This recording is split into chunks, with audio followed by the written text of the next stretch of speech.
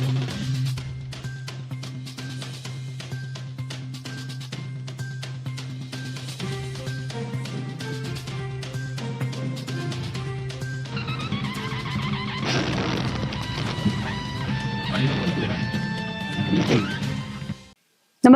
आपण पाहता हिरकणी न्यूज.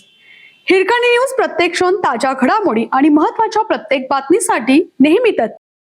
मान तालुक्यातील 24 निष्पाप जनावरं वाचली. दहिवडी पोलीस ठाण्यात अज्ञात आरोपीसह घरमालकाविरुद्ध गुन्हा दाखल. मान तालुक्यातील टाकेवाडी गावच्या हद्दीत एका बंद घरामध्ये कत्तल करण्याच्या उद्देशाने तब्बल 24 गोवंशाचा अत्यंत निर्घुणपणे कोंडमारा केल्याची धक्कादायक घटना उघडकीस आली आहे.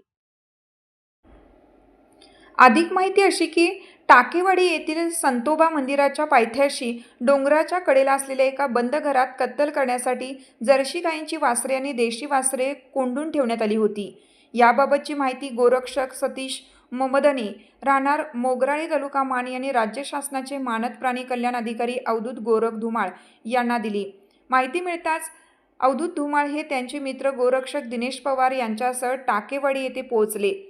तेथे डोंगराच्या पायथ्याशी असलेल्या संतोबा मंदिराच्या परिसरातील बंद घराजवळ गेले असता त्यांना आतून जनावरांच्या ओरडण्याचा आवाज आला. त्यांनी तात्काळ डायल 112 वर कॉल करून पोलिसांना पाचारण केलं. काही वेळातच दहिवडी पोलीस ठाण्याचे पोलीस कर्मचारी तातडीने घटनास्थळी दाखल झाले. पोलिसांनी गोरक्षकांनी मिळून बंद घराचा दरवाजा उघडला असता त्यात 22 जर्सी वासरे, एक देशी गाय आणि एक वासरू अशी एकूण 24 जनावरे डांबून ठेवण्यात आल्याचे निदर्शनास आले. स्थानिक लोकांकडून मिळालेल्या माहितीनुसार हे बंद घर विठ्ठल मोहिते व शिवाजी बळीप यांच्या मालकीचे असून काही अज्ञात इस्मांच्या मदतीने जनावरांची कत्तल करण्यासाठी हा प्रकार सुरू असल्याचे समोर आले आहे. या प्रकरणी अवधूत धुमाळ यांनी फिर्याद दाखल केली आहे. अधिक तपास सहाय्यक पोलीस फौजदार PG हंगे करत आहेत.